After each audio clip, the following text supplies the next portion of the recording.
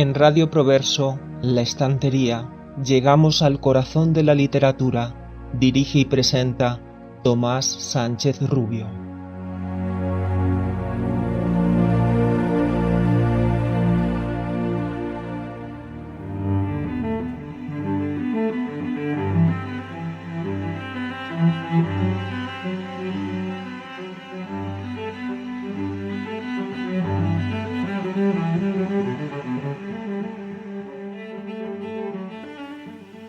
Describiré brevemente y por su orden estos ríos empezando por Jarama.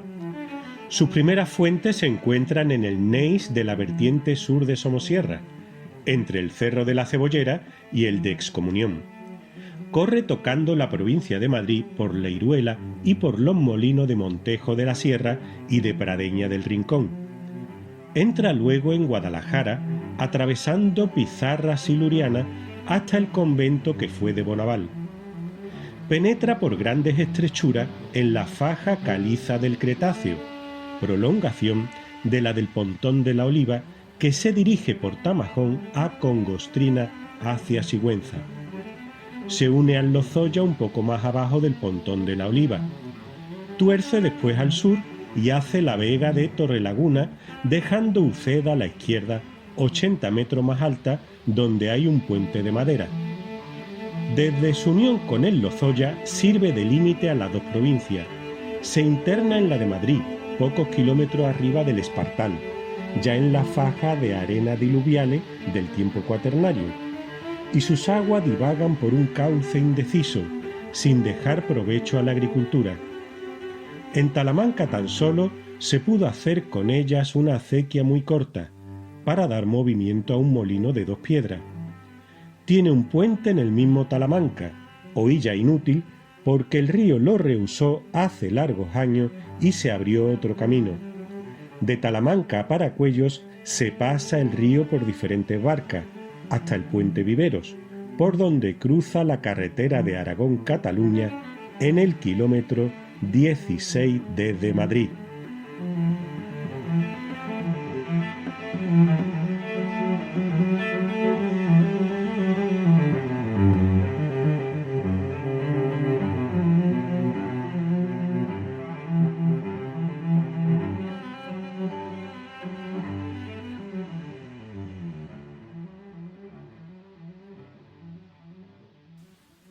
Efectivamente, como muchos de vosotros, amigas y amigos, habréis adivinado, el fragmento que acabo de leer pertenece al comienzo de la novela El Jarama de Rafael Sánchez Ferlosio, publicada en 1956 por la editorial Destino. El libro, de corte neorrealista, que se había hecho con el Premio Nadal de 1955, se convertiría en un referente dentro del realismo social y de la novela española de posguerra. Debemos decir que el texto, que como hemos dicho es el arranque de la novela, aparece entrecomillado desde la primera edición. Como se ve claramente, se trata de una descripción detallada del curso del río Jarama desde la vertiente sur de Somosierra hasta el lugar en que transcurre la acción del libro, el puente Viveros, lugar hoy día fácilmente reconocible desde la Nacional 2 y ya indiscutiblemente sin encanto natural alguno. No obstante, nada indicaba que se tratara de una cita extraída de otro libro. En efecto, la crítica llegó a definir esa primera página de la obra como la mejor página de prosa de toda la novela. Nada permitía presagiar lo que aparecería en la 6ª edición del Jarama 10 años después. Ferlosio decidió incluir entonces una nota preliminar en la que aclaraba por primera vez que él no era el autor del fragmento con el que empezaba la novela.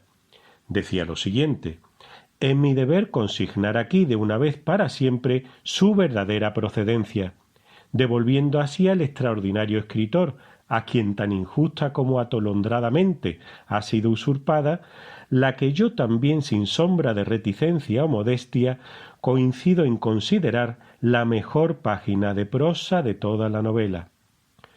Puede leerse con leves modificaciones en Casiano del Prado, descripción o reseña física y geográfica de la provincia de Madrid, Imprenta Nacional, Madrid, 1864, páginas 10 y 11. Efectivamente, Casiano del Prado y Bayo era un ingeniero de minas y geólogo que nació en Santiago de Compostela en 1797, falleciendo en Madrid en julio de 1866. Como nos recuerda el investigador y escritor Víctor Balcells Matas, esta concepción entronca con otro arranque de novela memorable. En aquella ocasión, John Dos Passos titularía la primera parte de la trilogía USA 1930 con un referente geográfico, Paralelo 42, al que le sigue un fragmento tomado de la climatología americana de E. W. Hodgins, donde se habla de las condiciones climatológicas de dicha latitud. Buenas tardes, amigas y amigos. Soy Tomás Sánchez Rubio. Es miércoles y estamos en un nuevo programa de La Estantería en Radio Proverso, la radio que es cultura, concretamente el número 74. Espero sinceramente que el espacio de hoy sea de vuestro interés. Muchas gracias por estar ahí. Y es que el próximo miércoles 4 de diciembre se cumplirán 97 años del nacimiento en Roma del escritor Rafael Sánchez Ferlosio, quien fallecería en Madrid el 1 de abril de 2019. Rafael era hijo de la italiana Liliana Ferlosio y del escritor y periodista español Rafael Sánchez Mazas, miembro fundador del partido Falange Española y que en el momento del nacimiento de nuestro autor ejercía como corresponsal del diario ABC en la Ciudad Eterna. La familia Sánchez Ferlosio se completaba con Gabriela, librera y traductora, con el filósofo y matemático Miguel, conocido por desarrollar la filosofía analítica en España, y con el poeta y cantante Chicho Sánchez Ferlosio, autor de temas interpretados por Joan Baez, Soledad Bravo, Víctor Jara, el grupo musical Quilapayún o Joaquín Sabina. No es la primera vez que el invitado de hoy nos acompaña en la estantería. Hace justamente un año, en noviembre de 2023, en el programa 54, estuvo con todos nosotros hablándonos de flamenco y lírica popular. En efecto, se trata del profesor e investigador Antonio Plaza Orellana. Funcionario del Cuerpo de Profesores de Enseñanza Secundaria en la especialidad de música, es asimismo graduado superior en saxofón por el Conservatorio Superior de Sevilla. Querido y admirado no solo por sus compañeros, sino también por sus alumnas y alumnos, a causa de su excelente pedagogía y su capacidad de comunicar su pasión por la música, ejerce desde hace años su actividad docente en el Instituto Julio Verne de nuestra ciudad. Por otro lado, como sabéis, Antonio Plaza es investigador de la lírica popular con diversas publicaciones en su haber. En octubre de 2023 leyó su tesis El legado en el flamenco de los cancioneros tradicionales desde 1761 a 1865, cuyos directores fueron David Florido del Corral y Rocío Plaza. Hoy de nuevo ha venido a estar entre nosotros para hablarnos de forma amena, como él sabe hacerlo, acerca del corte de la lírica del fandango. Seguro que lo disfrutaréis. Bienvenido, Antonio, a esta que es tu casa. Gracias por estar de nuevo entre nosotros. Hola, muy buenas, Tomás. Muchas gracias por invitarme a tu programa de nuevo. Aquí estoy encantado de estar con tus oyentes de la estantería y muchas gracias por invitarme. Efectivamente, vengo a hablarte del fandango y su lírica, que creo que es una temática bastante interesante porque se mueve partiendo de la lírica popular, pues alcanza unas facetas cultas que también son bastante interesantes. Bueno, el fandango, voy a intentar aportar algo desde el punto de vista temático y lírico que creo que es interesante. Desde el punto de vista musical han investigado musicólogos como Miguel Manzano, Guillermo Castro, ¿no?, que han estado buscando sus orígenes. Yo me voy a centrar en algunas particularidades de su lírica, que es muy, muy especial. Bueno, la familia del fandango Es se puede considerar más que una familia, un género, más que un estilo popular en sí, dada la gran variedad y la gran extensión por todo el mundo hispanohablante que existe, ¿no? Existen muchas variantes musicales y muchas variantes formales, todas adscritas a un fandango, a la familia del término del fandango, ¿no? Más un género musical que un estilo. Desde el punto de vista etimológico, tratan de identificar esa palabra fandango, una raíz africana, ¿no? Con unos lesemas en unas partes que se pueden ser africanos o americanos. Aunque las primeras referencias que conocemos de la palabra fandango suelen aludir a un contexto musical, ya sea un encuentro instrumental, un conjunto o una fiesta concreta. Así es las primeras veces que aparece la denominación del fandango en la literatura. Como estilo algo cercano a lo que hoy día está más extendido, creemos que es el siglo XVIII donde haya rasgos fehacientes, ¿no?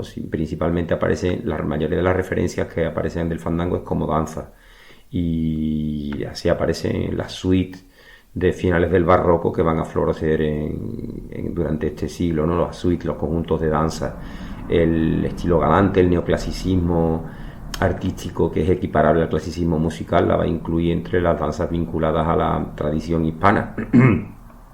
Entre ellos, bueno, existen fandangos de Antonio Soler, de Boccherini, de Scarlatti, ¿no? De Félix Máximo López, y describen un estilo que tiende a asentarse sobre una progresión armónica que se suspende sobre la modalidad principalmente eólica, menor o jónica, y principalmente sobre la modalidad frigia. En términos musicales sería más o menos desde el punto de vista esquemático se suele conocer esta modalidad frigia, aunque es más estable o más correcto denominarlo el modo de mi. Sería empezar mi y terminar la escala de do, pero empezando desde el punto de vista modal en mi, ¿no? Mi, fa, sol, la, sol, fa, mi. Sobre ese esquema es el que se suele asentar. Y se desarrolla esta melodía sobre un esquema armónico similar a otras estructuras que se habían encontrado principalmente en la antigua folía española, en jácara y en canarios y otros estilos antiguos.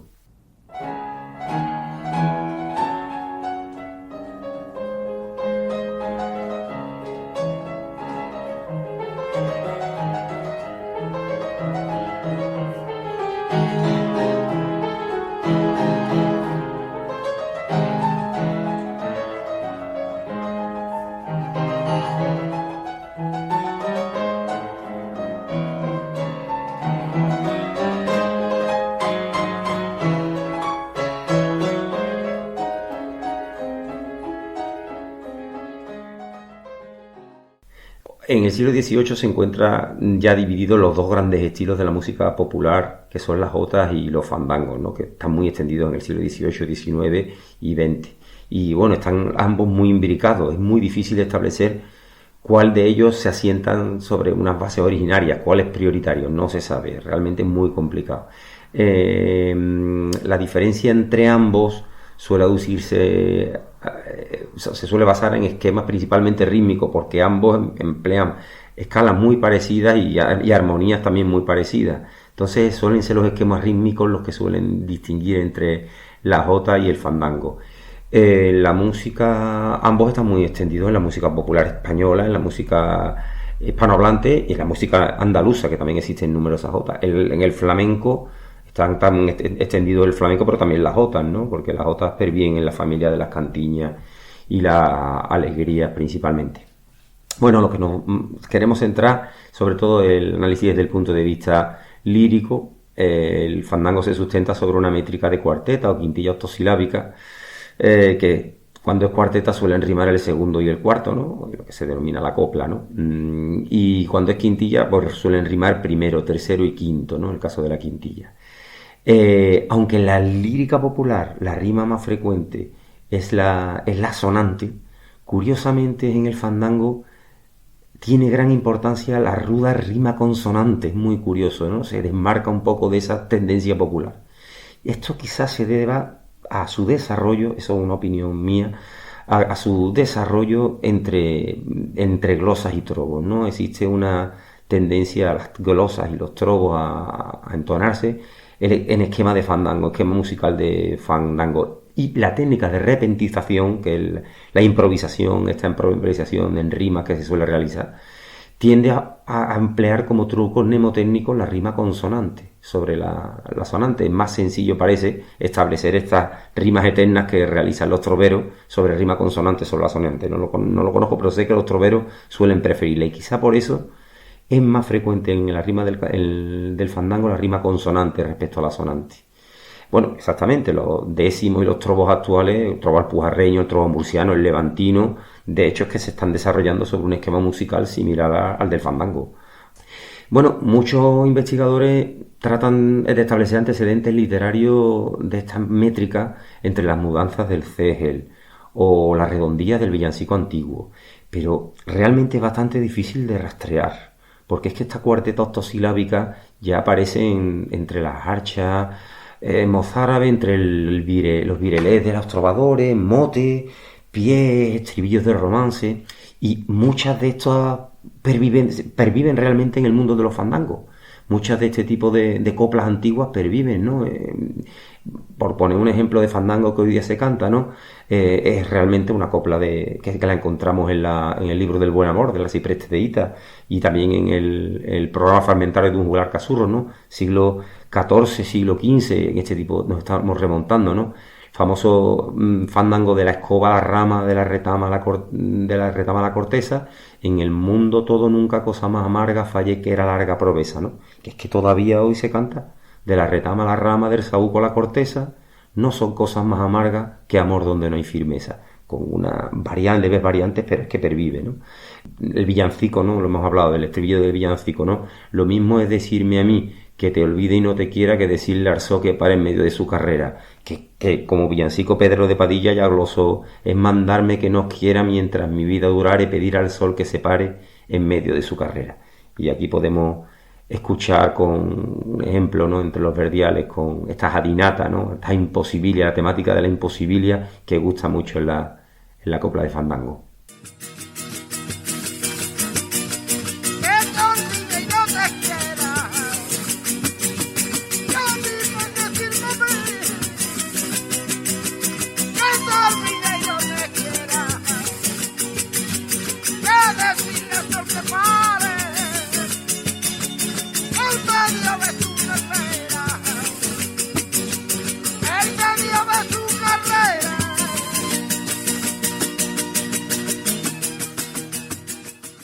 Bueno, exactamente, y como vemos también podemos escuchar, ¿no? el Gil Vicente, ¿no? En la Serra de Estrela, los dramas antiguos de Gil Vicente, ¿no? Pues aún se puede escuchar como que oyos me ollaste, que también vos parecí, tan asiña me olvidaste, ¿quién te dice mal de mí? Que es muy, muy parecida. Cuando bien te parecí, con qué ojito me miraste, ¿quién te habla más de mí que tan pronto me olvidaste, ¿no?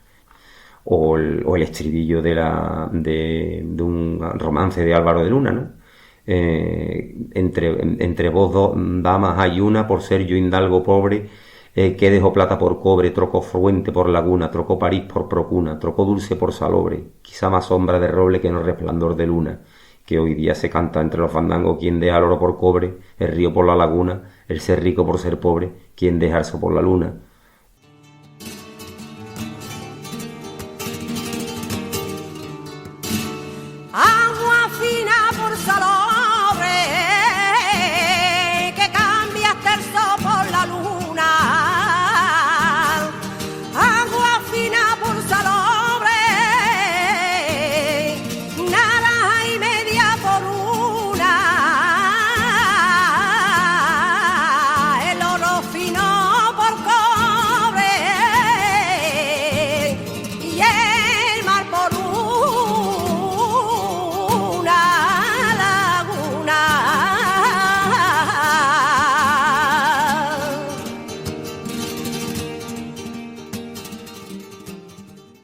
Y en el esquema del fandango está muy diversificado en el flamenco, pertenece realmente a una gran familia entre la que encontramos los fandangos propiamente dichos, pero además las malagueñas, las rondeñas, las haberas, granadinas, cartageneras, tarantas, tarantos, mineras, verdiales, zánganos, fandangos de lucenas, abegotes, innumerables divisiones y estilos diferentes que están basados en el esquema del fandango, y cada uno además con temáticas específicas.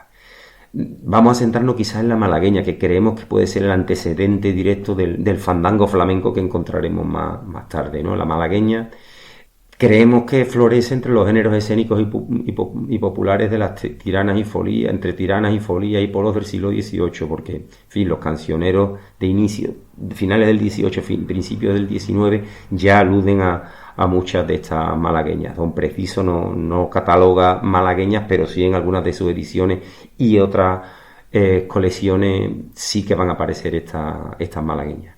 A inicios del siglo XIX la encontraremos muy extendido entre las canciones de aires nacionales que se interpretan entre los salones burgueses por las cortes europeas, ¿no? Entre los muchos músicos exiliados o que encontraron sustento en una España que se los negaba, ¿no? Manuel García, Fernando Sor, Narciso Paz, Castro de Guistao, en fin, muchísimos de estos músicos. A lo largo del siglo XIX, las malagueñas las encontraremos armonizadas junto a cachuchas, vitos, oles, cañas y muchas canciones que se suman a un conjunto de estilos que tienen en común el carácter nacional, que se va a oponer a las modas francesas e italianizantes importadas por las clases dominantes. Tras el silencio cultural que hubo durante el periodo fernandino y la década ominosa en buena parte del país, aparecerán publicitadas, armonizadas, ¿no? Junto a otros estilos cercanos como las murcianas, las haberas y las rondeñas. Siguiendo este criterio, es importante destacar la fuerte presencia de la temática local, la temática de identificación de la identidad nacional, ¿no? Que se reinventa y se cimenta principalmente tras la guerra de la independencia, ¿no? Así tenemos Adiós Málaga la Bella, tierra donde yo nací, para todo fuiste madre y madrastra para mí, ¿no? O la Cartagenera, ¿no? Cartagena de Levante, puerto de mar venturoso, descanso de los navíos y de los hombres reposo. O la granadina famosa, no quiero vivir en Granada porque me gusta al oír la campana de la vela cuando me voy a dormir. Ya en la segunda mitad del siglo XIX, la poesía de Cantares, que surge entre la poesía postromántica de Trueba, Ruiz Aguilera y los poetas de influencia germánica como Campoamor, Ferrán o Bécquer, pues ya esta poesía de Cantares corre ya paralela al desarrollo del género flamenco, que estaba ya reafirmándose, ¿no? Este género musical, y que iba creando además su particular universo estético. Un universo estético que se desvincula tanto de la encorsetada música culta, pero también se distancia de la popular por su intención creadora y profesional, que es diferente a la música popular, ¿no? El intérprete se recrea e interpreta de una manera diferente y artística respecto a la interpretación popular, ¿no? De esta manera, la compasada y marcada malagueña en 3x4 irá tomando un compás libre y cadencioso y será libre al gusto del artista profesional. Estos breves cantares publicados diariamente en prensa, que se veían en todos los periódicos nacionales, encumbrarán a poetas como Narciso Díaz de Escobar, Melchor de Palau, Luis Montoto, Balmaceda o Manuel Machado, que van a ver interpretadas sus creaciones literarias entre las baladas musicales y los cafés cantantes por los grandes artistas del momento, ¿no? Como Juan Breva, Concha la Peñaranda o Antonio Chacón.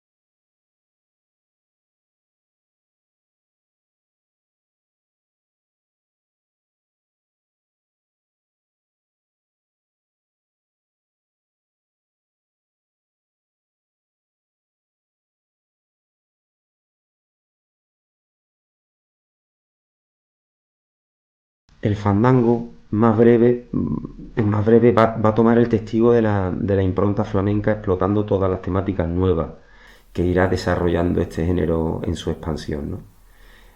La temática de la locura, la prostitución, la pobreza o la madre, que configuran esta estética heredera del realismo decimonónico, es la que va a servir de inspiración a sus artistas, ¿no? Los principales intérpretes: Manuel Vallejo, Caracol, Carbonerillo, el Niño de Marchena, la Niña de la Puebla, y a sus especialistas y asesores literarios, ¿no?, que surgen en torno al género, ¿no?, como Pedro del Árbol, Olea, Hermenegildo Monterrayo.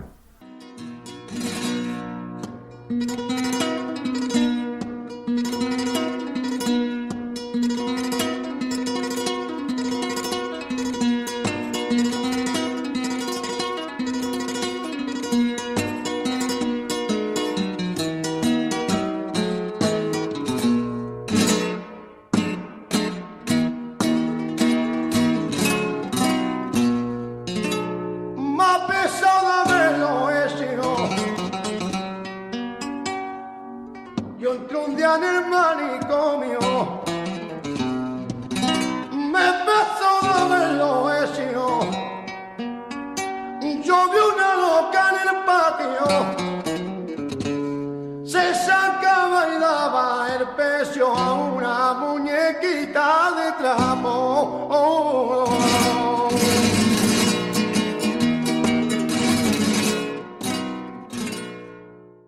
Esta tendencia exclusivamente flamenca supone una ruptura con los fandangos decimonónicos.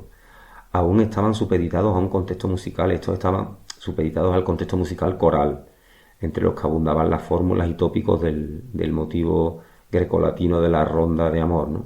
Si me perdona Tomás, el paraclausíciro, ¿no?, que le dicen, ¿no?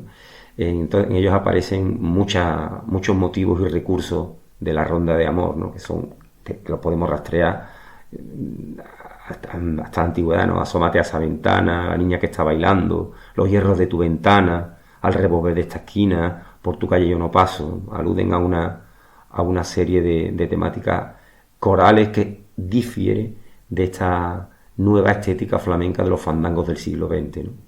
Las murcianas, las cartageneras, las tarantas, los tarantos, las mineras, estas se van a recrear en temáticas específicas, ¿no?, principalmente temáticas marineras, y en ellas abundan elementos como las anclas, los barqueros, los muelles, los puertos, y ellos son herederos realmente de los antiguos motivos literarios de amor, ¿no?, de la travesía de amor, el Navilium Amoris, o la milicia de amor, ¿no?, el Militia Amoris, ¿no?, muy, muy recreado. Pues van a continuar esa herencia. Entre ellos, bueno, pues la cartagenera, ¿no?, soy soldado de marina y en la gorra llevo el ancla. Me llevan a Filipinas, no pierdo la esperanza de ver tu cara divina. O la famosa, o el estilo, bueno, el género de las mineras, ¿no?, que también tiene una temática muy específica ligada a la minería, ¿no?, en la cual abundan el aguardiente, las galerías, los barrenos, y también son herederos de la mina de amor, ¿no? En ellos encontramos, bueno, muchos textos de estilo, ¿no? Por ejemplo: muchacho, suba el enganche y dile al enganchao que le diga a los torneros que te queda mucho sol para tirar un barreno. Bueno, pues el fandango, curiosamente, tampoco tiene gran aceptación en el mundo del flamenco. Siempre hay detractores. Lo consideran como un estilo menor en comparación con otros estilos como seguirilla, soleares o sus hermanas mayores, que son las malagueñas o las granaínas. Yo creo que es la subjetiva fascinación de una afición que suele ser gitanófila la que ahonda en esta postura, y tienden a excluir y a silenciar las décadas de florecimiento del género del fandango, que fueron entre 1920 y 1950, un periodo que en el flamenco se conocía por su difusión escénica, ¿no? Se conocía como la ópera flamenca. Y en la actualidad pues sigue teniendo gran repercusión en las localidades bien identificadas con el género, ¿no? Principalmente son las provincias y capitales de Huelva y Málaga, donde aún mantienen concursos de interpretación en los que pervive la llama del fandango y sigue viva e interpretándose continuamente. Bueno, y no os molesto más, Tomás, espero que les haya gustado esta pequeña charla a los oyentes, agradecerte siempre que me invites a tu programa, y nada, Un fuerte abrazo y espero que nos veamos pronto.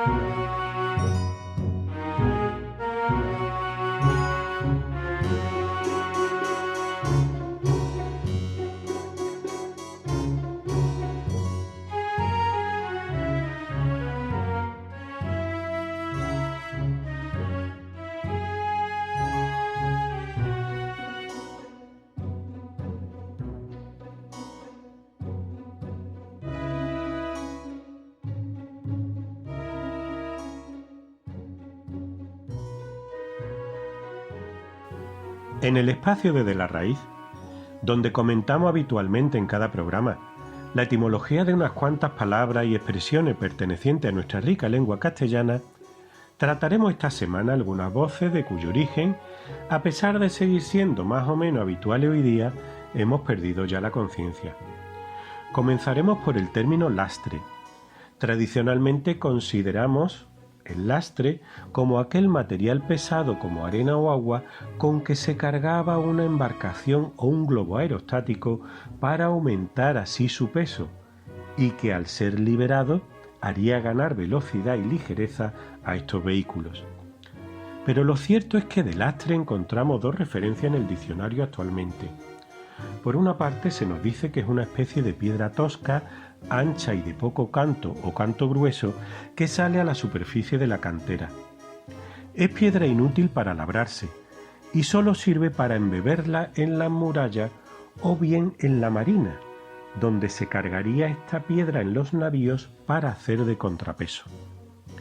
Por otro lado, tenemos que lastra es una palabra de origen latino que significa piedra plana. Los romanos utilizaban las lastras para pavimentar sus calles, proceso al que denominaban lastricare, que podemos traducir por pavimentar. Del significado básico de la palabra vendrá la expresión soltar lastre. En sentido figurado, sería deshacerse de aquello que mantener en nuestra vida no tiene sentido por las complicaciones o quebradero de cabeza que nos causa. En segundo lugar, comentaremos el sustantivo patena. Provendría del latín patena con el significado de pesebre. En el rito católico hace referencia a aquella bandejita pequeña, generalmente dorada, donde se deposita la hostia consagrada durante la celebración eucarística. A causa de la función solemne que posee, tradicionalmente la cuidada presentación de esta pieza se hace fundamental, de ahí la expresión limpio como una patena. En tercer lugar tenemos la palabra lejía.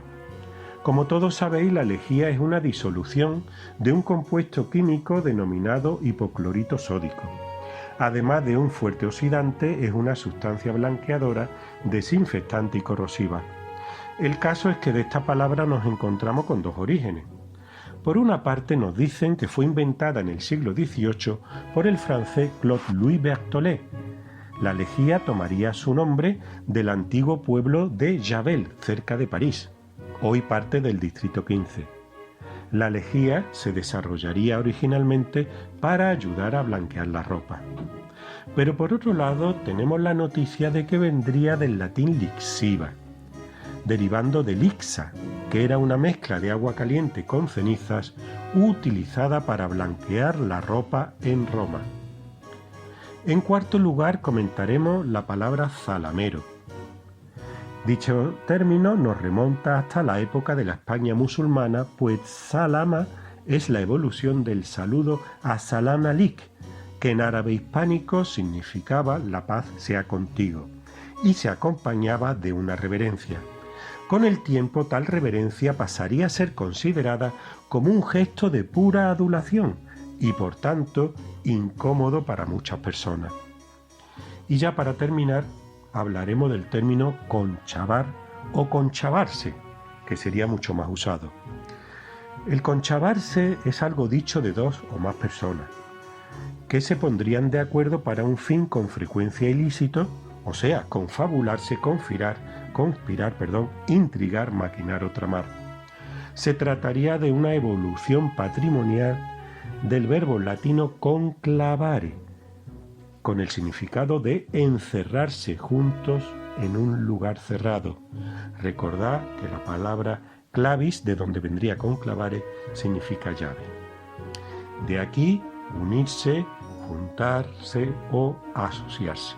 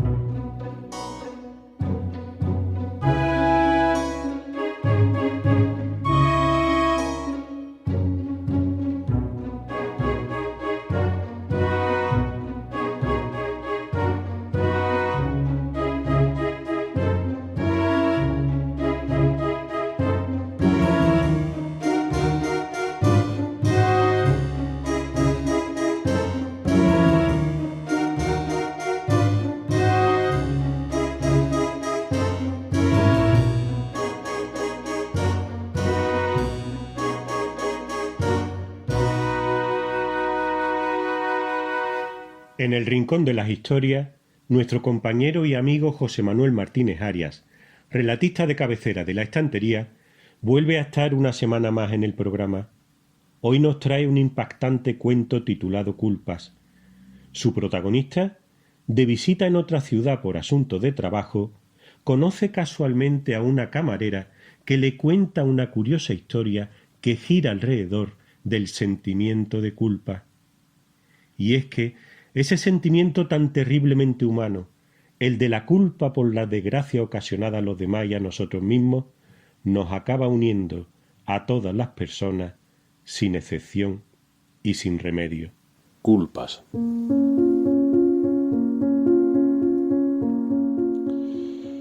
Para que no se me olvide, necesito recordar y escribir lo que me ocurrió la primera vez que vine a Murcia. Llevaba varias semanas de trabajo intenso en el que me jugaba mucho dinero. ¿Cómo decirlo?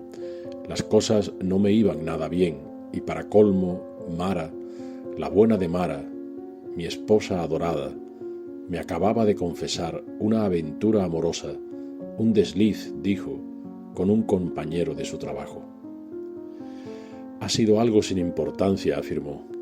Ni hubo, ni hay, ni habrá nada entre nosotros, añadió también. En fin, cosas, la vida. Cuando llegué a Murcia para cerrar unos tratos, estaba en un día verdaderamente deplorable. Como no podía ser de otra manera, los negocios finalmente no salieron como yo hubiera deseado y al día siguiente partiría derrotado de nuevo hacia Sevilla. Pero esa noche no podía hacer otra cosa que concluirla en un bar cercano al hotel. El garito estaba lleno, aunque no abarrotado. Me acerqué a la barra y desde la distancia, por encima de la cabeza de una señora muy delgada que había medio acodada en la barra, le hacía gestos a la linda camarera para que me atendiese. Ocupada en sus cosas con otros clientes, no prestaba atención a mis gestos. La mujer canija que ocupaba la barra, murmurando entre dientes, se levantó del taburete, se colgó su bolso en el hombro y salió del bar. Solo pude verle su espalda huesuda y su perfil de ambiciosa nariz, su barbilla, apenas sus ojos. Me pareció bonita, aunque no era joven, o no lo parecía. Acodado, ahora sí, en la barra, pude llamar a la camarera morena que la atendía. Un whisky, por favor, le pedí. Ella, sin prisas, pero con maestría, fue colocando ante mí un posavasos, un vaso corto con hielo, y después me preguntó: ¿qué whisky desea usted? Me da igual, ¿cuál tiene?, pregunté. Tengo varios, dijo. Mire, ponga el que quiera. ¿Le va bien un Jack Daniels? Un Jack Daniels va estupendo, dije agachando la mirada hacia el vaso con hielo mientras giraba mi anillo de bodas en el dedo anular. Pude sentir su mirada en mi rostro. Mientras se giraba para alcanzar la botella, la observé detenidamente. Era alta y delgada, esbelta. También la observé mientras me servía el bourbon. Era muy bella. Sus ojos y su pelo, negros, su piel muy morena. Por el acento parecía colombiana o peruana o de algún sitio de por allá. Después del primero me sirvió un segundo bourbon. Yo intentaba hablar con ella, pero ella estaba muy atareada con otros clientes. Sabía cómo tratarlos. Poco a poco el bar fue vaciándose y cuando ya iba por el cuarto bourbon, ella sacó tiempo para acercarse a mí. Tal vez notase que necesitaba consuelo, o qué sé yo. Me preguntó: ¿qué le ocurre, caballero? ¿Se encuentra mal? ¿O son solo problemas? ¿Problemas? Sí, problemas, y no pequeños. ¿De negocios?, volvió a preguntar. Sí, de negocios también, pero estos son los menores. Entonces, ¿problemas de amor?, preguntó insinuando con sus labios una leve sonrisa. Yo volví a girar mi anillo de bodas sin responder nada. Fue entonces cuando ella empezó a hablar y a contarme una historia extraña. Primero me preguntó si me había fijado en la señora que ocupaba mi taburete cuando yo llegué. Le mentí diciéndole que levemente, que apenas me había fijado. Es verdad que solo le había podido ver su espalda y su perfil, pero claro que me había fijado en ellos y en su extrema delgadez, en su cabello castaño recogido en un moño tirante, en su amplia frente, en su ambiciosa nariz y en sus ajadas manos, cuando con ella se colgaba el bolso en el hombro. La camarera empezó a hablarme de aquella mujer. Dijo que era una cliente habitual, que aunque no frecuentaba el bar a diario, se la veía de vez en cuando por el lugar, que siempre acudía sola y que gustaba de hablar o de hablarse a sí misma, y que sus gestos eran nerviosos y que a veces lloraba. La camarera siguió contándome que con el mechero clipper entre sus dedos, como si de éste emanase un extraño poder, comenzaba a recordar. En ese momento la camarera modificó su voz como intentando imitar con un susurro la voz de aquella señora. Cómo comprobó una vez más, como lo venía haciendo desde hacía semanas, cómo el aire estancado invadía toda la estancia, cómo lo encontraba en el salón y en la cocina, también en los baños, pero sobre todo ese aire viciado y sucio, polvoriento y seco, lo encontraba en el dormitorio, que alguna vez fue el suyo. Esto fue lo primero que la camarera me contó aquel día en ese pub nocturno de Murcia. También me dijo que a ella le gustaba medio sentarse en el taburete y con los codos apoyados en la barra. También que a aquella mujer le gustaba el bourbon, que por ello me lo sirvió a mí, porque entre los dos observaba una extraña relación. Creo que ella dijo concomitancia. Después afirmó que yo debía de ser un individuo raro, dado que me había percatado de su presencia, de la presencia de la señora, cuando nadie lo hacía. Ella siempre pasa desapercibida, dijo. Siguió contándome que no era tan mayor como podía parecer, que no sobrepasaba los 40 años, aunque aparentaba no menos de 60. Aunque muy delgada, conservaba rasgos que hacían pensar que en otro momento había sido bella. Miraba las cosas pasando su vista delicadamente por encima de ellas, dijo la camarera, pero sin permanecer mucho tiempo sobre sus figuras. Ella creía que este era el rasgo más característico de su inteligencia. Después, mirándome fijamente a los ojos y susurrando, pero con la suficiente voz como para que yo pudiese escucharla sin esfuerzo, por encima de la música de jazz que sonaba en el interior del sótano que era aquel local, empezó a citarme, según dijo, frases que aquella señora solía proferir. El aire estancado invadía todo el dormitorio que una vez fue el mío. Siempre me supe culpable.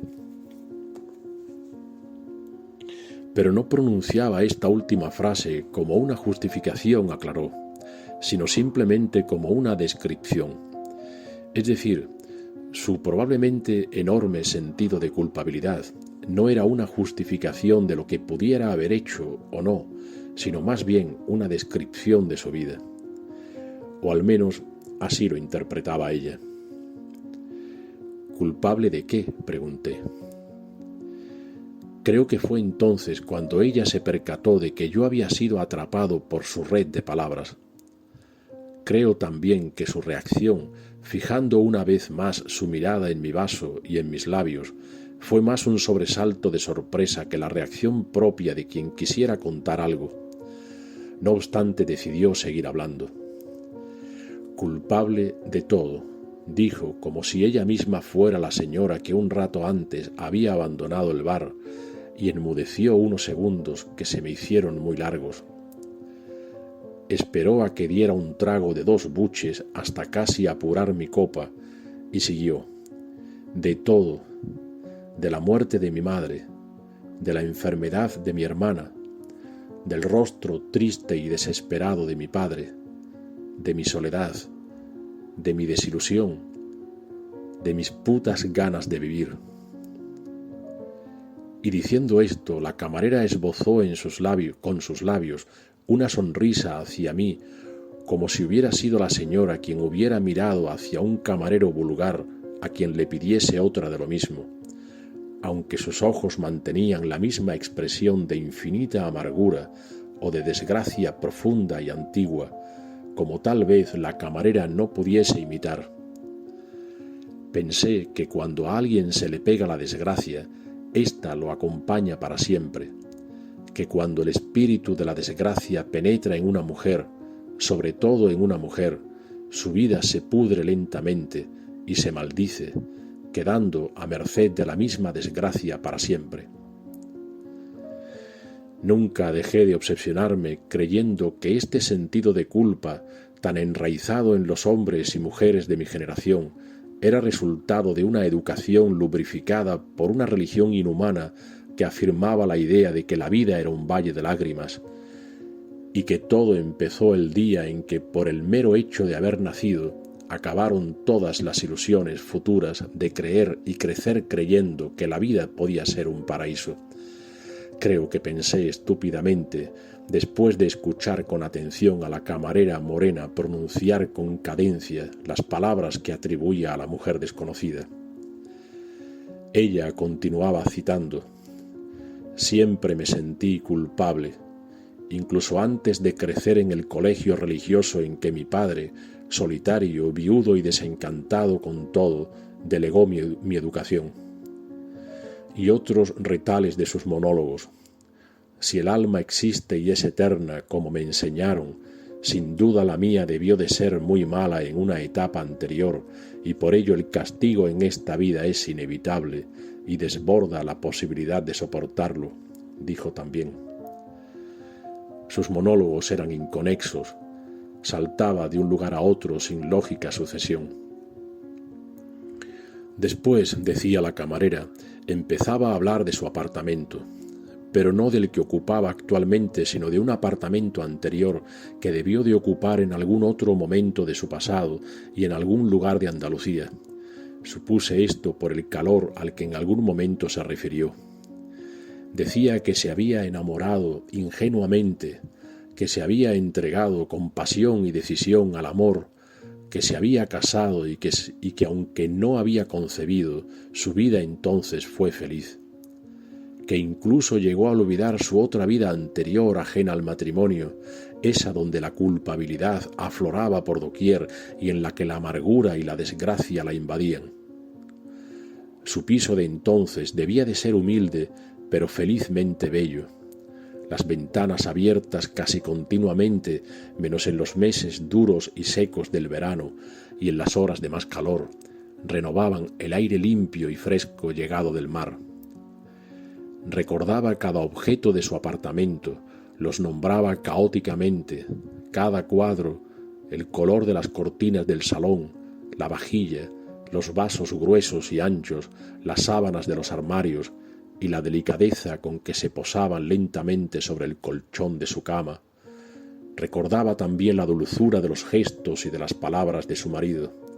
Atento a todo lo que ella dijera, risueño, contagiaba su alegría incluso a ella. A punto estuvo de despegarme la desgracia de mi piel, dijo, aunque no parecía que lo dijera con convicción. Pero la desgracia triunfa siempre, y la única culpable de ello fui yo. Un desliz inocente, una aventura pasajera, sin intenciones, que vino silenciosa, sin ser notada, una noche breve y un día algo más prolongado. Mi marido, que no puede evitar conocerla, que pregunta, que indaga, y yo que confieso, como si nada estuviera en juego, porque verdaderamente nada lo estaba. Su decisión de marcharse, el piso que se queda solo y ancho y que comienza a desconcharse. Con él se me fue la poca alegría que respiraban las estancias, dijo con una seriedad densa. Todas las habitaciones, el salón, la cocina, los baños fueron entristeciéndose, sobre todo el dormitorio. Siempre desde entonces cerrado, con el aire viciado y estancado como las ventanas de mi alma, creí escucharla decir, y la desgracia que se vuelve a imponer, aplastante, inevitable como la misma muerte, necesaria.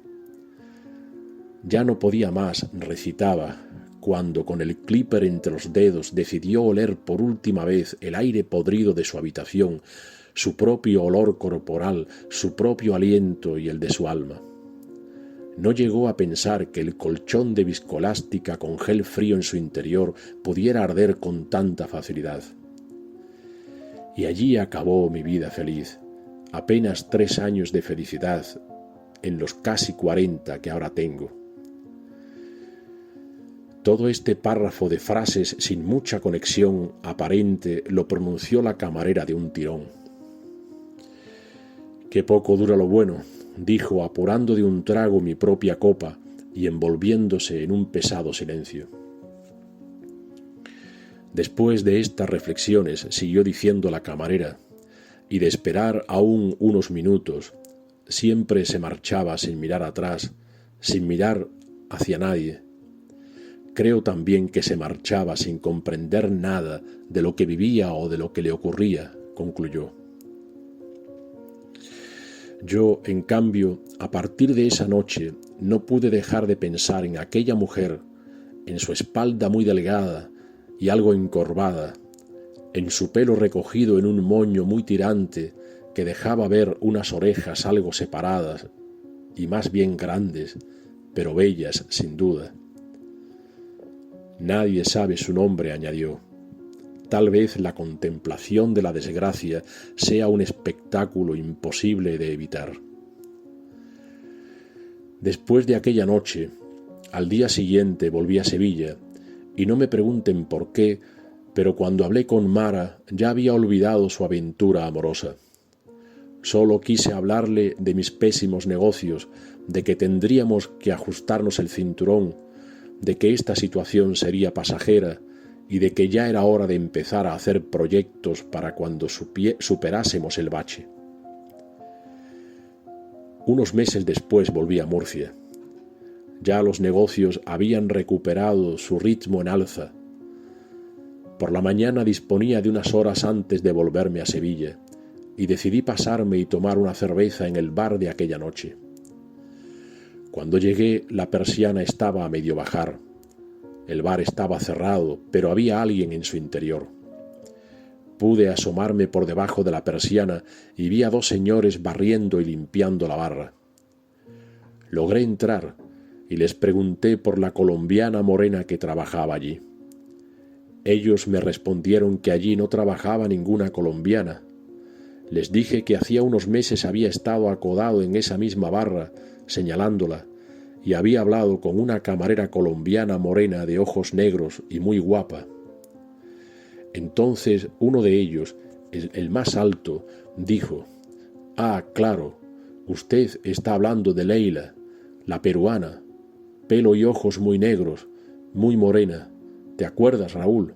La peruana que trabajó aquí una noche hace unos meses y que al día siguiente se marchó y no volvió a aparecer». «Claro, debe ser ella», respondió el otro. «Estaba aquí de paso». «Pero, ¿cómo dicen ustedes que solo trabajó aquí una noche? Entonces, ella no conocía a nadie de por aquí, de esta zona, de este barrio, a una mujer de aspecto cansado, con el pelo recogido en un moño muy tirante y que hablaba sola». «¿A quién iba a conocer aquella joven?», preguntó el más bajo. «De ella lo único que sabemos, además de que era muy linda, es que gustaba de inventarse y de contar historias».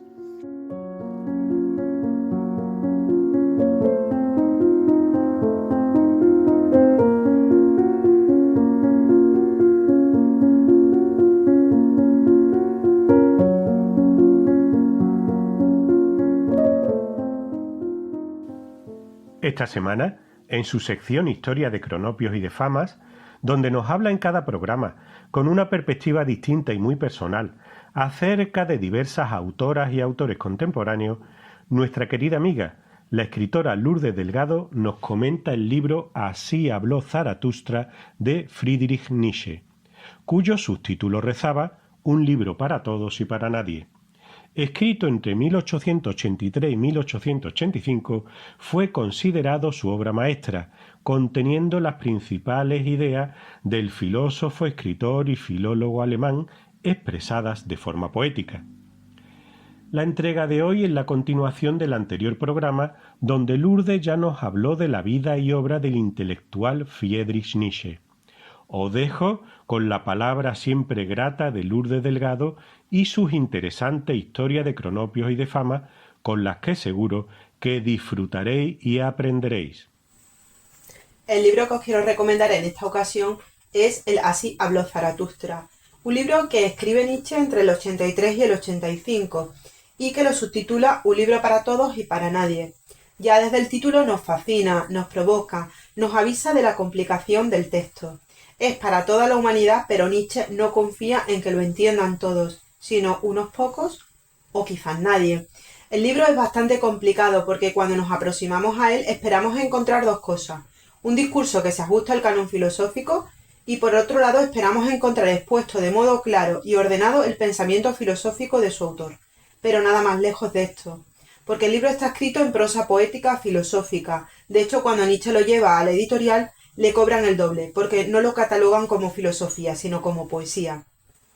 Nietzsche en este momento ha abandonado ya la filosofía pasada por el Wagners de Schopenhauer y del positivismo, se ha liberado de todo esto y aquí es donde tenemos la verdadera filosofía de Nietzsche. Nietzsche crea un personaje como si esto fuese una novela, ¿no? Un libro de literatura. Crea un personaje principal, a Zaratustra, y personajes secundarios que son simbólicos todos. Este libro está pensado con una estructura bíblica. Son sermones porque Nietzsche pretende hacer implosionar la religión y lo hace haciendo estallar en pedazos su libro sagrado, y para ello usa su mismo lenguaje. Si vamos leyendo nos vamos dando cuenta cómo nos habla con un lenguaje sagrado, un lenguaje bíblico, ¿no? Repite mucho y así le habló Zaratustra a su corazón, ¿no? Cuando hablamos del origen de la tragedia, nosotros vimos cómo los griegos habían advertido que en el hombre y en la vida coexistían dos fuerzas antagónicas, lo apolíneo y lo dionisíaco. Y la literatura griega estaba atravesada por lo dionisíaco. Si cogemos la Odisea, es dionisíaca hasta en su más mínima anécdota, ¿no? Sin embargo, Occidente prefirió edificar su cimiento sobre la filosofía platónica, negando lo dionisíaco, ¿no? Todo lo que tenía que ver con los valores vitales, y contándose el cuento de la racionalidad, de la virtud, de la religión, de Dios como guía, y desterrando el abismo, la medusa, las laceraciones del mundo y la misma vida, ¿no?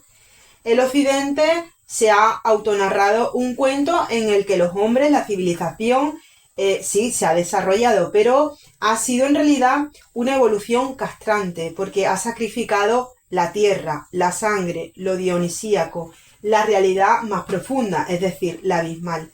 Se ha quitado de en medio ese mundo incómodo, el real, y ha edificado en su lugar un mundo aparente, ilusorio, un mundo de espejismo en el desierto, que ha servido para soportar la dureza de la vida y el miedo que tiene el hombre al dolor y al sufrimiento. Y por ese miedo necesita crear a Dios, ¿no?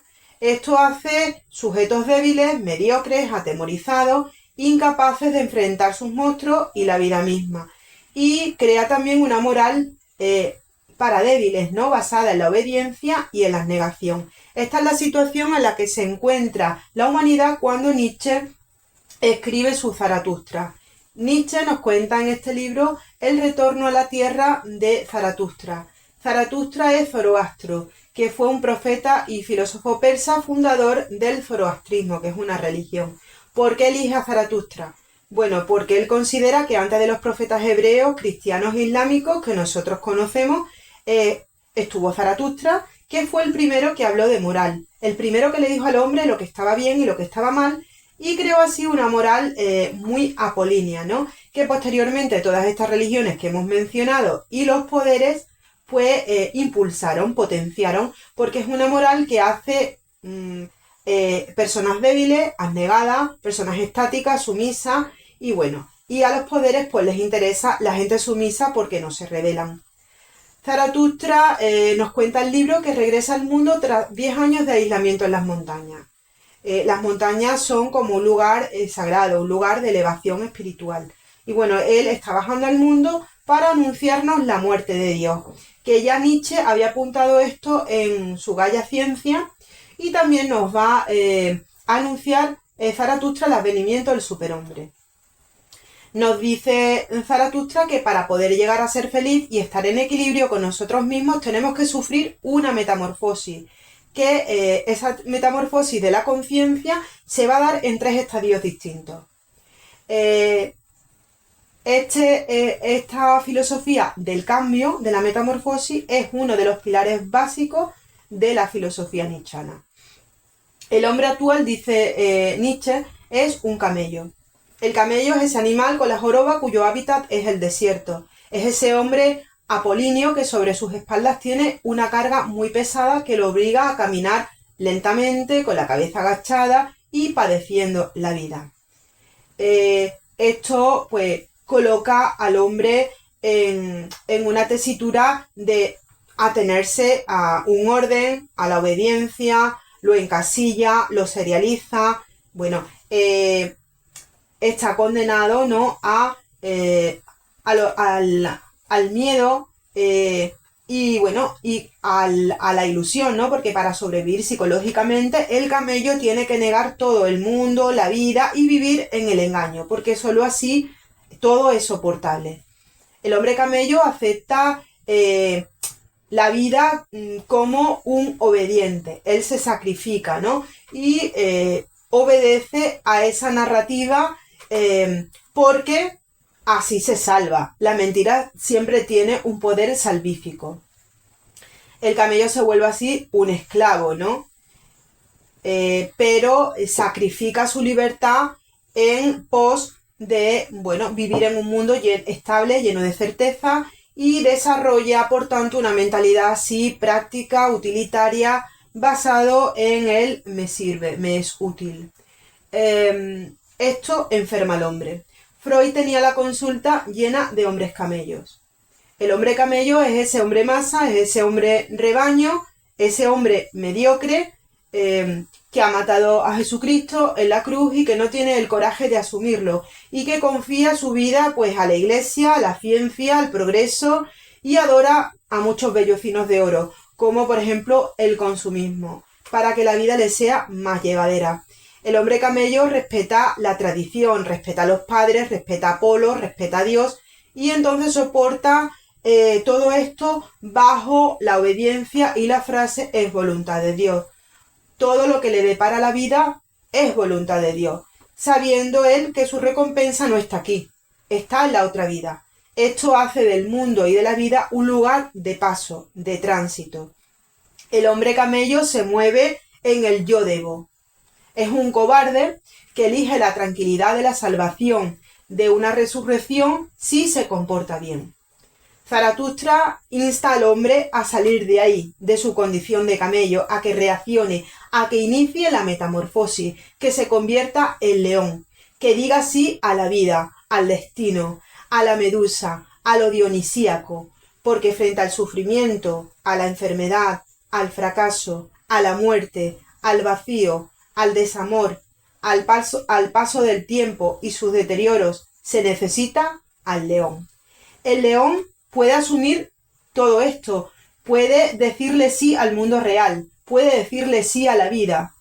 Frente a la nada de una vida vivida como camello, vivida sin libertad, sujeta a interpretaciones que nos son dadas, ¿no? Sujeto a estos ismos, el león afronta toda esa fuerza destructiva de la vida sin miedo. Por tanto, en este estadio la humanidad ya puede matar a Dios. Es el león el que está preparado para matarlo, porque ya no lo necesita. El león ha roto las cadenas y está libre de todos, de obligaciones éticas, de mentiras, de vínculos, y sabe desafiar a los dragones, a los cíclopes, a los titanes. Se mueve con el yo quiero frente al yo debo del hombre camello. El león tiene la fuerza para enfrentarse a todo. Se ha vuelto un parricida, pero no ha nacido libre. Y por tanto, este león no puede crear nada, porque sus referentes, aunque los ha rechazado y los ha dejado a un lado, él ha sido educado, ha crecido con esos referentes. Están ahí, aunque él los rechace. El león, delante de ese mundo sin Dios, delante de la nada, delante de ese vacío, del frío, de la ausencia de horizonte, no tiene más remedio que caer en el nihilismo. ¿Cómo soluciona el león el nihilismo? El león decide entonces ocupar el lugar de Dios, y así se eleva por encima del abismo de la nada, y se prepara para la siguiente metamorfosis, el niño. Cuando uno está leyendo el Zaratustra por primera vez, se espera que el león pase a un animal más grande, y sin embargo nos quedamos muy sorprendidos cuando el cambio es hacia el niño. ¿Por qué el niño?, nos preguntamos. Porque el niño nace libre de todo, y somos los padres los que lo apolineamos. El niño es un torrente de vida, un flujo dionisíaco. Somos los adultos, los maestros, los que los encadenamos a las normas. Los niños además saben gobernar el caos. Mirad, si no, cuando el niño juega, como toda la habitación es un caos de juguetes, y sin embargo, él se mueve ahí como pez en el agua. Además, el niño es muy libre, ¿no? El niño come cuando tiene hambre, duerme cuando tiene sueño, y además no tiene filtros, ¿no? Él te dice qué sombrero tan feo, o por qué has engordado tanto. El niño es creador del mundo, de su propio mundo, es Dios. Él tiene su propia visión de las cosas. Por ejemplo, coge una cuchara, que en el mundo de los adultos es un objeto que utilizamos para comer, y él lo convierte inmediatamente en espada, en catapulta, en teléfono, en una baqueta para tocar el tambor, en una lupa. El niño plasma el mundo en base a su voluntad, a su deseo propio, a su propio espíritu dionisíaco. En cambio, el hombre camello acepta la interpretación que se le ha dado de la realidad. Es de esta metamorfosis en niño de donde se extrae la voluntad de poder. Cuando nos hemos convertido en niños, estaremos preparados para transitar hacia el superhombre. Pero esto es una empresa titánica, una empresa que solo conseguirán unos pocos. El superhombre no es un superhéroe, ese superhéroe de los americanos, tipo Superman o Capitán América, sino es un hombre nuevo, que tiene el espíritu creador del niño. Es la respuesta al nihilismo, al vacío existencial del león. No es un concepto político, no es el nazi, no es el soldado de las SS que va pisando el mundo y a los hombres con sus botas manchadas de sangre. No es un concepto nacionalista ni una teoría de superioridad racial. Es un concepto filosófico, individual y muy personal, que tiene que ver con la conciencia y el cambio. El superhombre se enraiza en su cuerpo, en su mente y en la tierra. No necesita de paraísos ultraterrenales, ni de salvaciones, ni de más allá, ni de metafísicas. Él acepta la vida y la vive con conciencia. No vive en huida ni en fuga. Acepta los dolores, las cicatrices de la vida en profundidad, desde los abismos. Y en profundidad quiere decir caerse, hacerse daño y luego levantarse y escalar y subir. Y eso se hace luchando, fatigando, no contándose cuentos de la buena pipa. El superhombre tiene la fuerza del león, la libertad, la pasión creadora del niño y su voluntad de poder. Y además la capacidad de aceptar una concepción del tiempo basada en la circularidad, en que todo esto se puede repetir eternamente. Los superhombres serán muy envidiados y perseguidos por los camellos, porque se dan cuenta de la grandeza, de la libertad, de la autonomía de estos hombres, de estos superhombres, que son únicos y por tanto se dan cuenta de que ellos, en contraposición, son mediocres. Estos superhombres serán simbolizados como soldados, como guerreros, y serán muy marginados.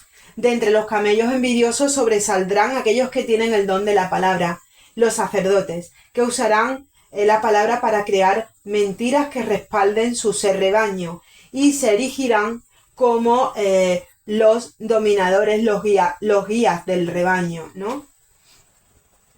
El superhombre es un ser inteligente mentalmente, emocionalmente fuerte, que no renuncia a nada, que se hace cargo de sí mismo y de la vida. Es el hombre con voz propia, que no necesita de palabras ajenas, que no necesita de esos sacerdotes como el hombre masa, que ha destruido a martillazos la filosofía platónica y cartesiana y que no le teme a la muerte.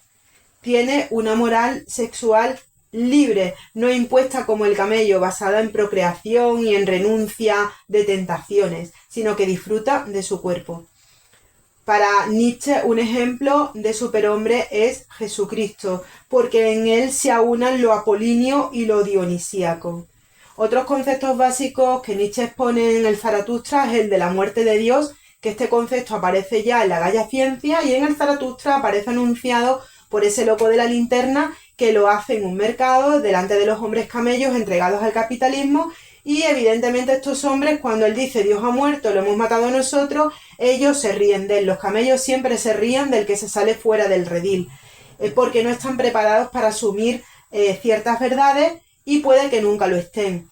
Y para asumir esa verdad ellos tendrían que salir de su zona de confort e iniciar la metamorfosis.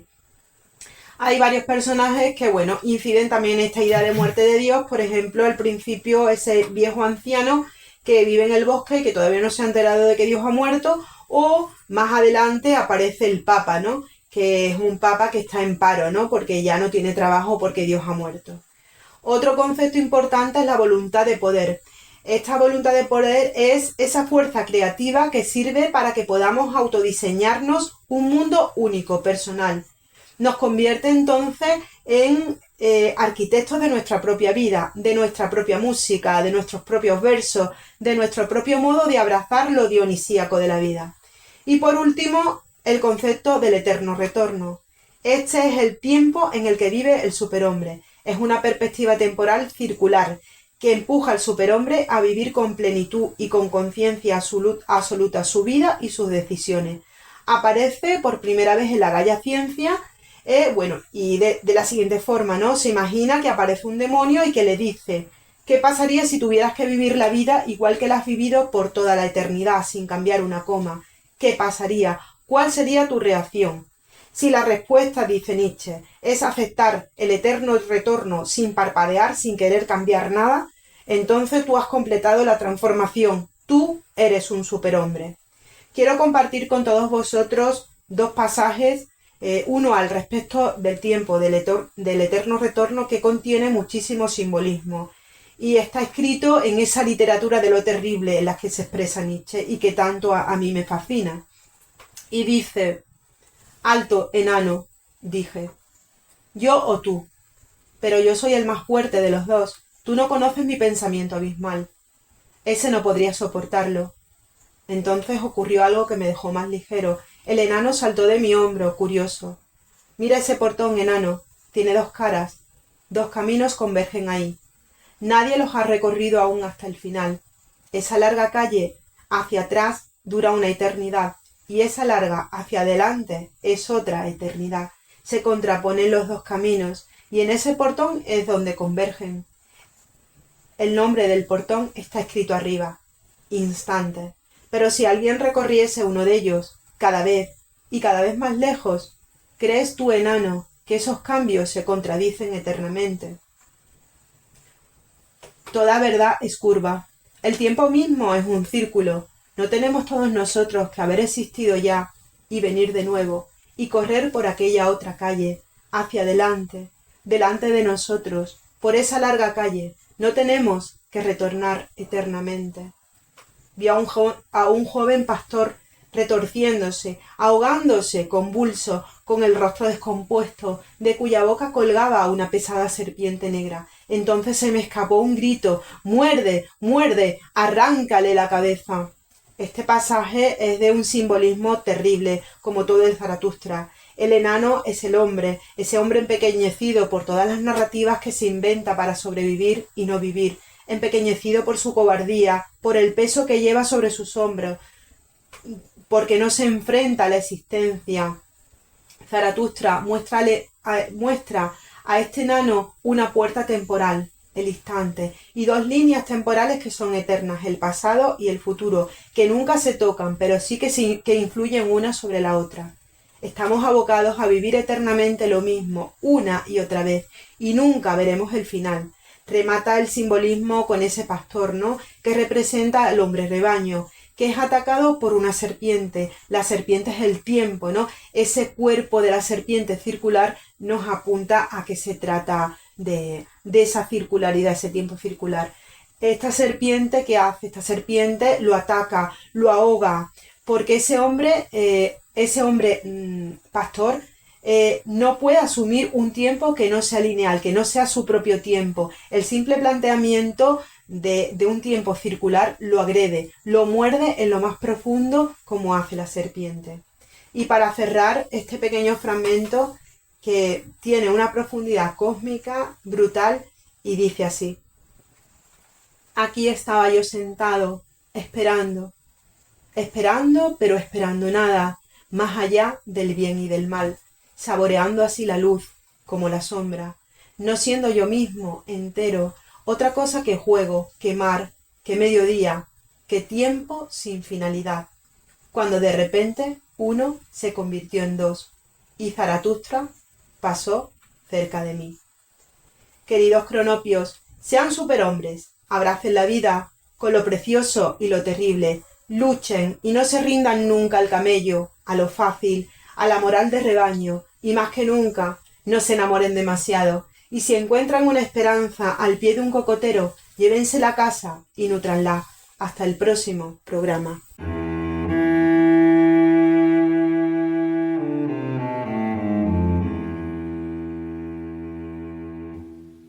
A lo principal, que hallándose de excursión con varios amigos en el día de autos, en las inmediaciones del lugar denominado La Presa, a eso de las 10:45 de la noche, percibió unos gritos de socorro provenientes de la parte del río. Acudiendo prontamente en compañía de 3 de sus compañeros y distinguiendo acto seguido desde la orilla el bulto de una persona que al parecer se ahogaba. A unos 35 metros del punto donde se hallaba el declarante y sus amigos, y a no menos de 20 de quienes desde el agua proferían la susodicha llamada de socorro. Que ante lo azaroso de la situación, arrojáronse al agua sin más demora el dicho José Manuel, en compañía de los 3 referidos acompañantes, al objeto de acudir en socorro de la persona que en tal riesgo se hallaba, como así lo hicieron, nadando todos hacia el punto donde anteriormente la habían divisado. Que en el ínterin de llegar a la persona accidentada, habiéndose ésta desplazado por el arrastre del río, perdieron la referencia de ella, quedando así extraviado en su intento de rescatarla de las aguas con toda prontitud, dando asimismo testimonio del celo desplegado tanto por parte del repetido José Manuel como por la de sus coadyuvantes para localizarla de nuevo, resultando infructuoso dicho empeño, a cuyos compañeros afirma igualmente haberse agregado ya en el agua otro joven que conoció ser uno de los que momentos antes habíanle pedido socorro y al que previno que desde luego se retirase de la empresa habiendo podido comprobar que nadaba defectuosamente, resistiéndose a hacerlo el mencionado joven hasta que le faltaron las fuerzas.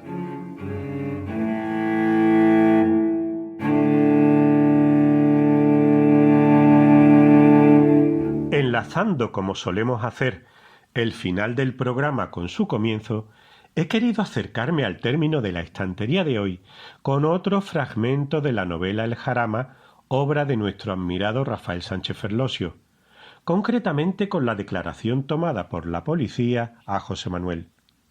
Se trata de un informe frío, impersonal, absurdo en sus circunloquios, acerca del ahogamiento de la joven Lucita y que pertenece a la segunda parte del libro. Debemos mencionar que El Jarama conocería una versión cinematográfica en los años 60. Se trataba de un cortometraje homónimo dirigido por Julián Marcos en 1965 y producido por la Escuela Oficial de Cinematografía. Rodado en blanco y negro, contó con un elenco de actores formados por Julia Peña, Miguel Aristu, Jesús Ciuró o María Victoria Muela, entre otros. Especialmente reseñable es la presencia de Julia Peña, musa de la mítica Escuela Oficial de Cinematografía de los años 60, la cual aparecería con frecuencia en películas de los alumnos de aquellos años como Gutiérrez Aragón, García Sánchez, Claudio Guerín y tantos otros. Trabajaría en la cinta de los directores más emblemáticos del nuevo cine español como Erice, Egea, Saura o Miguel Picazo, y llegó a tener una proyección internacional al actuar con Vittorio De Sica en Los Girasoles de 1970. Julia, militante del Partido Comunista en la clandestinidad, junto a Juan Diego o Gloria Berrocal, fue detenida por razones políticas en dos ocasiones, la primera en el Teatro María Guerrero y la segunda en el mismo Teatro Goya, mientras representaba a Lisístrata en la compañía de Aurora Bautista. Volviendo a nuestro escritor, diremos que Rafael Sánchez Ferlosio, perteneciente a la denominada generación del 50, recibió entre otros el Premio Cervantes en 2004 y el Premio Nacional de la Letra Española en 2009. Aparte de las novelas que ya en su juventud le proporcionarían la fama, Industria y Andanza de Alfanui, El Jarama o El Testimonio de Yarfoz, debemos señalar la prolífica producción del escritor en el campo del ensayo. Me despido por ahora de todos vosotros, amigas y amigos de la estantería. Espero sinceramente que el programa de hoy os haya resultado realmente de interés y de provecho. No dejéis de crear, de leer, de aprender. Pronto, muy pronto, volveremos a escucharnos.